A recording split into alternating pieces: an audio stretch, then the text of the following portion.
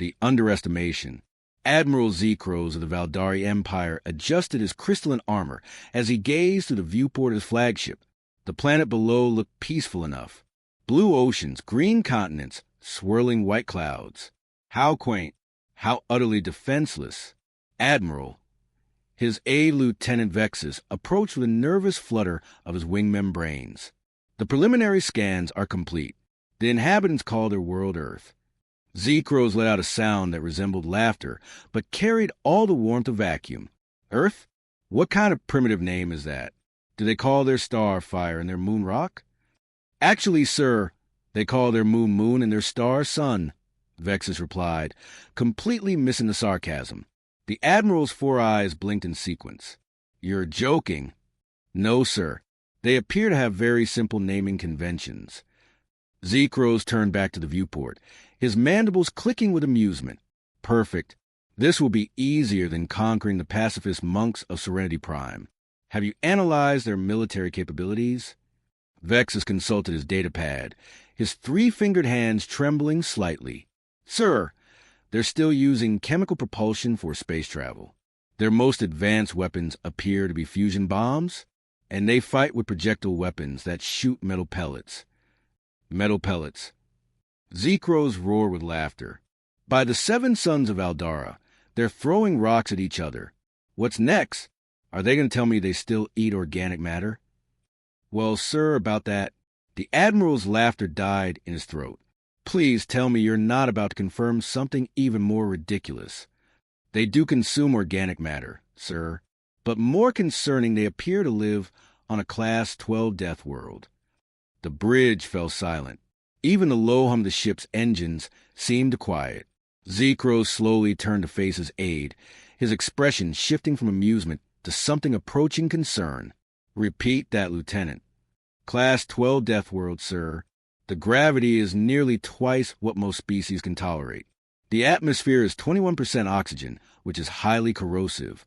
The planet experiences massive electrical storms, tectonic activity, and temperature variations that would kill most life forms instantly. Zyx'thara waved a dismissive appendage. Surely you mean Class 4 or V. Nothing intelligent could evolve on a Class 12. Sir, I've triple-checked the readings. The planet has multiple extinction-level events in its geological record. Asteroid impacts, volcanic eruptions, ice ages. And ye life persists, thrives even. The Admiral moved to his command chair, a mixture of curiosity and unease creeping into his voice. Show me these humans. The main screen flickered to life, displaying intercepted transmissions from Earth. The first image showed a human male, standing on what appeared to be a frozen wasteland, wearing minimal protective gear, while winds howled around him. This human is engaging in what they call mountain climbing for recreation, sir. Recreation? Zyx'thara leaned forward. They climb mountains for fun? It gets worse, sir. Observe this transmission. The screen changed to show a human female, suspended from a thin rope, dangling over a seemingly bottomless chasm. She was smiling. They call this extreme sports, sir. They appear to actively seek dangerous situations for enjoyment. Zyx'thara felt his confidence wavering. Perhaps these are their warriors? Their elite troops? No, sir. These are civilians. Children, in fact. This particular human is only 16 of their years old. The Admiral's primary heart skipped a beat. Children do this? Sir, I've analyzed their entertainment media. They create fictional scenarios where they fight creatures that would terrify our most elite soldiers. For amusement, they call these horror movies. The screen displayed a clip from a human film. Zyx'thara watched in growing horror as humans casually discussed facing monsters that made his own nightmares seem pleasant. By the void, he whispered. What manner of species finds terror entertaining? Lieutenant Vexus cleared his throat nervously. Sir, there's more. They consume substances that are toxic to most life forms. They call it alcohol and spicy food. They deliberately poison themselves for pleasure. This is impossible. No species could survive such behavior. Sir, they don't just survive it. They've conquered their entire planet. They've eliminated most of their natural predators and turned the most dangerous regions into vacation destinations. Z-Crows stared at the screen as it showed humans swimming with creatures that had killed them, jumping from flying vehicles with only fabric to slow their descent, and racing vehicles at speeds that would liquefy most beings. Lieutenant, what is their population? Nearly 8 billion, sir. 8 billion. The Admiral's voice rose an octave. 8 billion beings living on a Class 12 Deathworld? Yes, sir. And, sir, they're not unified. They're divided into hundreds of different nations, many of which are currently engaged in various conflicts with each other. They're fighting each other while living on a planet that should kill them daily? Correct, sir. They appear to view constant conflict as normal. Z-Crows began to pace, his confidence crumbling with each revelation. Surely their technology is primitive enough that our superior weapons will make short work of them? Vexus hesitated. Sir, while their space technology is limited, their weapons technology is concerning. They've developed weapons capable of destroying their entire planet, multiple times over. They have planetary destruction weapons? Yes, sir. And, sir, they've used them. On themselves. Twice. The Admiral stopped pacing. They'd used planet-killing weapons on their own world? Well, city-destroying weapons. But yes, sir, they appear to have no hesitation about using devastating force when they feel threatened. Lieutenant, please tell me you have some good news. Well, sir, the good news is that they appear to be largely unaware of our existence. And the bad news? The bad news is that they've been broadcasting their location to the entire galaxy for over a century. They either don't understand the concept of stealth, or they simply don't care who knows where they are. Z-Crow slumped into his command chair. They're actively inviting contact with potentially hostile alien species. It appears so, sir. They've even sent detailed information about their planet's location, their biology, and their culture into deep space. They call it the Voyager Golden Record. They're advertising their weaknesses to anyone who might want to exploit them? Sir, I don't think they consider them weaknesses. The Admiral was quiet for a long moment, processing this information. When he finally spoke, his voice was thoughtful. Lieutenant, how long would it take to analyze their military response capabilities? Sir, I've already begun preliminary analysis. They appear to have something called mutually assured destruction as a primary defense strategy. Explain. If anyone attacks them with sufficient force, they ensure that the attacker is also destroyed, even if it means their own annihilation. Z-Crows felt a chill run down his exoskeleton. They're willing to die to ensure their enemies die with them? Sir, it's worse than that. They've built their entire military doctrine around the concept. They call it taking you down with us. The Admiral stood up abruptly. Lieutenant, I want you to compile a full report on human military capabilities. Leave nothing out. Sir, are we proceeding with the invasion? Z-Crows looked out at the blue planet below, then back at the screen showing humans engaging in activities that would kill most of his crew. Let's gather more intelligence first. Sir, the High Command is expecting us to begin bombardment within the cycle. Then the High Command will have to wait. I'm not sending my fleet against a species that lives for recreation on a world that would kill us in minutes. But, sir, they're primitives. They don't even have faster-than-light travel. Lieutenant, a species that has survived 8 billion strong on a Class 12 Deathworld, developed planetary destruction weapons, and considers mortal peril a form of entertainment is not primitive. They're survivors, and survivors are dangerous. The Admiral moved to his communications console. Get me Commander Thane of the 2nd Fleet. Sir, I want backup. Lots of backup. Sir, surely you don't think these humans pose a significant threat? Z-Crows looked at the screen one more time, watching a human child feed a creature that could snap him in half while laughing with joy. Lieutenant, I've been in the military for 3 centuries. I've conquered 17 worlds and defeated 43 species. And I've learned one thing: never underestimate a species that smiles while facing death. Sir, what are your orders? Continue surveillance. And Lieutenant. Yes, sir. Find out what they do when they're actually angry. As the Valdari flagship maintained its position in the outer system, its crew began to realize that their simple conquest might be anything but simple. The humans below continued their daily lives, unaware that they were being watched by beings who were slowly beginning to understand that Earth wasn't just a planet. It was a forge, and the humans weren't just inhabitants. They were weapons that had been tempered by 8 billion years of survival on a world that killed everything else. And they were about to discover that being underestimated was their greatest advantage. The awakening. 3 cycles had passed since Admiral Zyx'thara's first laid eyes on Earth. What was supposed to be a routine subjugation had become an intelligence nightmare. The more they learned about humans, the more unsettled his crew became. "Sir," Lieutenant Vexus approached with visible distress, his normally steady hand shaking as he clutched his data pad. "I have that report on human anger responses you requested." Zyx'thara looked up from his tactical display, noting his aide's pallor. "Let me guess. It's not good news." "Sir, remember how we thought they were dangerous when they were enjoying themselves?" "Yes." "Well, they're absolutely terrifying when they're upset." The Admiral gestured to the main screen. "Show me." The display activated, showing archive footage from human conflicts. Zyx'thara watched in growing horror as humans charged through explosions, climbed over barriers that should have been impossible to surmount, and fought with an intensity that bordered on insanity. "These humans are engaging superior numbers with inferior weapons, sir, and winning. That's not possible." "Sir, they have a saying, cornered rats fight the hardest." "Except humans aren't rats. They're the predators that ate the rats." The screen showed a human soldier, wounded and outnumbered, continuing to fight with weapons that should have been ineffective against armored opponents. What struck Zyx'thara most was the expression on the human's face. Not fear, not desperation. Pure, calculating rage. "Lieutenant, what's their casualty acceptance rate?" "Sir, that's the disturbing part.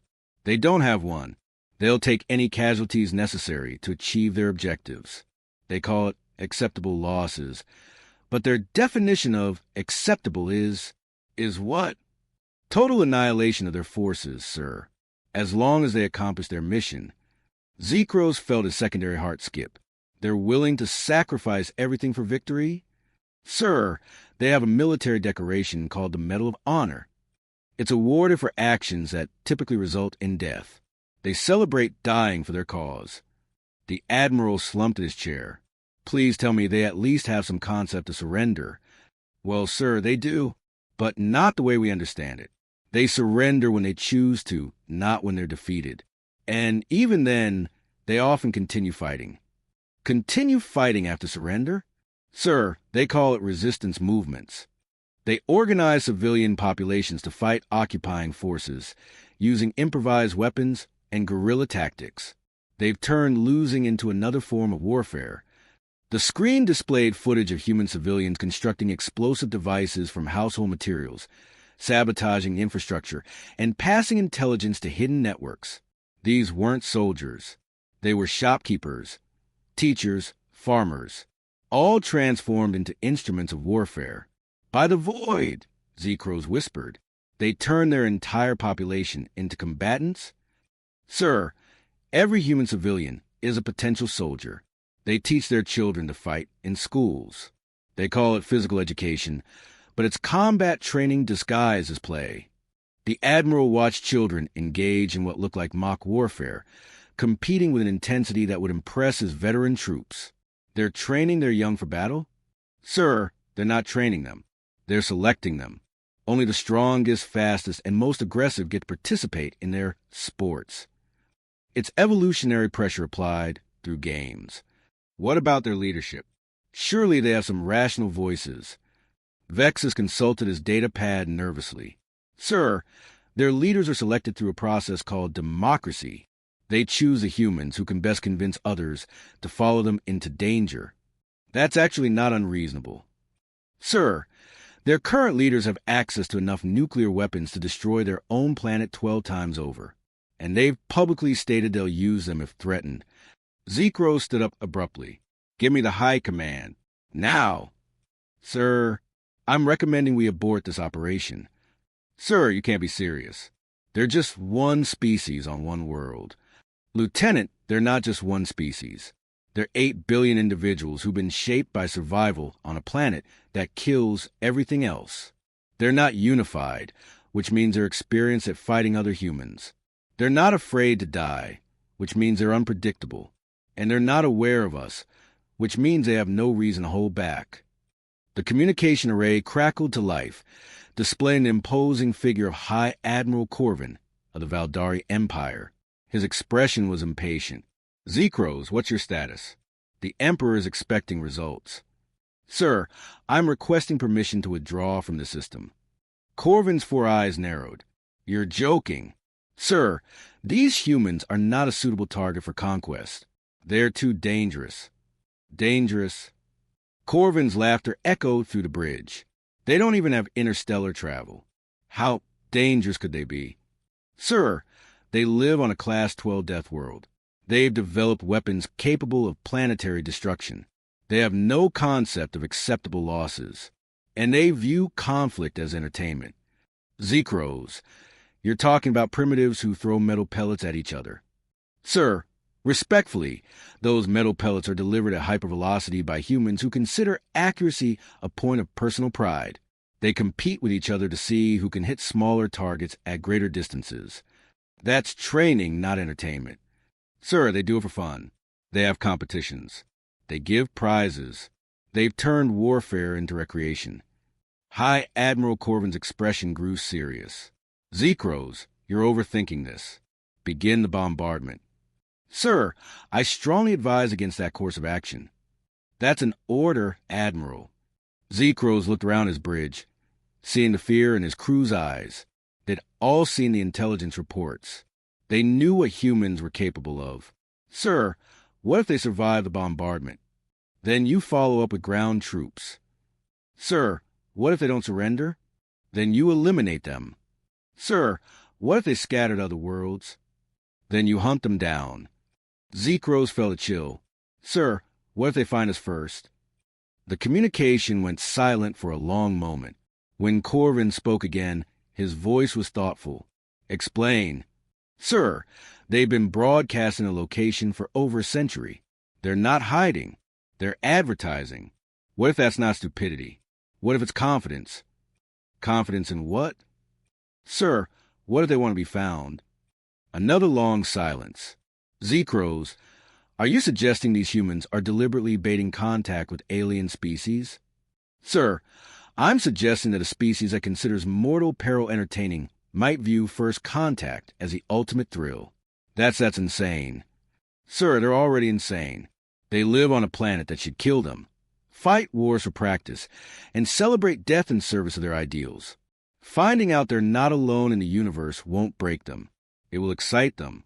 High Admiral Corvin's image flickered as he processed this information. Admiral, what are you recommending? Sir, I recommend we leave the system immediately and never return. That's not acceptable. The Emperor wants this world. Sir, the Emperor has never met a human. I have, through surveillance, analysis, and intelligence gathering. They're not conquerors. They're survivors. And survivors adapt. Adapt to what?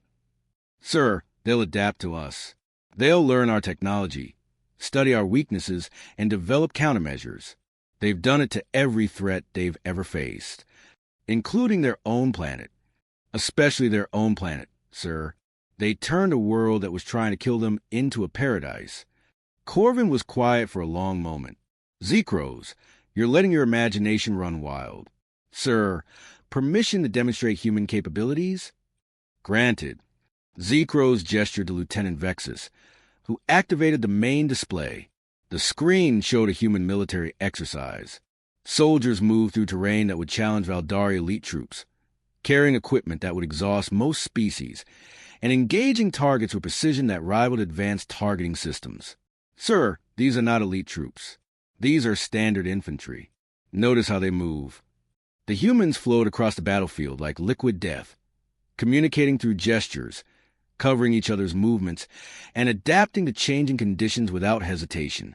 They're not just fighting, sir. They're hunting.